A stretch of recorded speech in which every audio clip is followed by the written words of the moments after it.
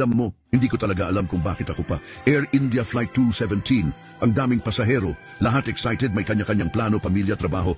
Ako, galing akong layover. Pagod, pero okay lang, normal lang ang lahat.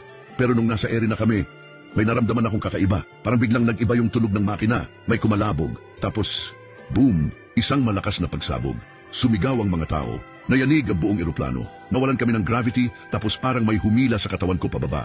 Chaos, apoy, usok. Hindi ko na alam kung saan ako. Akala ko katapusan ko na. Pero may nangyari. Sa gitna ng usok at apoy, may nakita ako. Isang nilalang. Hindi siya ordinaryong tao. Maliwanag siya. Parang may sariling ilaw. Wala siyang takot. Tumayo siya sa gitna ng sunog at naglakad papunta sa kin. Parang bumagal ang lahat. Yung apoy, para bang hindi siya tinatablan. Tumingin siya sa kin. Hindi siya nagsalita pero parang naramdaman ko yung sinabi niya. Hindi pa dito nagtatapos ang kwento mo. Hinawakan niya ako. Sa isang iglap, parang lumipad kami palayo sa wreckage. Tapos, blackout. Paggising ko, nasa ospital na ako. Sabi ng doktor, ako lang daw ang nakaligtas. May brain hemorrhage ako. Critical. Minsan daw kung ano-ano na lang sinasabi ko. Pero sigurado ako sa nakita ko.